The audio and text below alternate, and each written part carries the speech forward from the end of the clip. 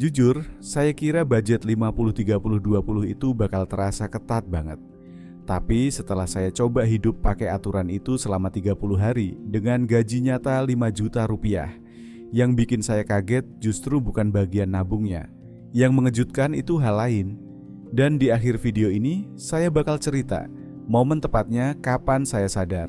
Oh, ternyata masalah uang saya bukan kurang besar gaji, tapi cara saya ngatur. Masalahnya banyak orang gagal budgeting bukan karena mereka malas. Biasanya karena budget itu cuma bagus di awal bulan, lalu hancur pelan-pelan.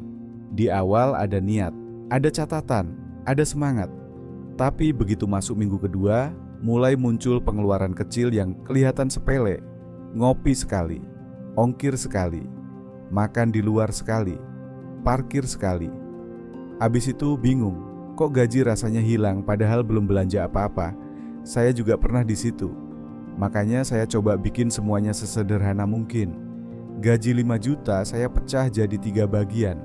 2.500.000 untuk kebutuhan, 1.500.000 untuk keinginan, 1 juta untuk tabungan dan investasi. Minggu pertama saya jujur saja masih kagok. Buat kebutuhan saya pakai buat makan, transport, pulsa, dan hal wajib lain. Masalahnya ada di bagian keinginan. Saya baru sadar, selama ini saya suka merasa, ini kan cuma kecil.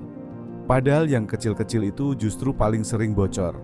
Di minggu pertama, budget keinginan saya hampir habis. Cuma karena beberapa kali pesan kopi, jajan malam, dan check out barang yang sebenarnya tidak mendesak. Minggu kedua, saya mulai ubah cara mainnya. Saya transfer tabungan di awal, bukan nunggu sisa.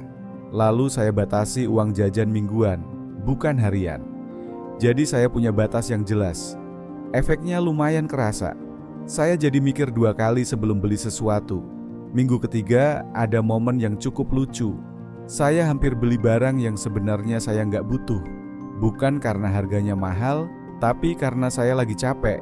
Dan di situ saya sadar, banyak pengeluaran saya bukan karena butuh, tapi karena emosi. Minggu keempat, saya mulai lebih tenang. Bukan karena hidup jadi super hemat, tapi karena saya tahu uang saya kemana larinya. Hasil yang paling mengejutkan buat saya adalah ini. Saya kira budget 50-30-20 bakal bikin hidup terasa sempit. Ternyata justru bikin kepala saya lebih lega. Yang bikin saya kaget, saya nggak cuma berhasil menyisihkan 1 juta sebulan, tapi saya juga berhenti merasa, kok uang selalu habis tanpa jejak. Dan di akhir 30 hari, saya sadar satu hal penting. Budget ini bukan soal menahan diri terus-menerus.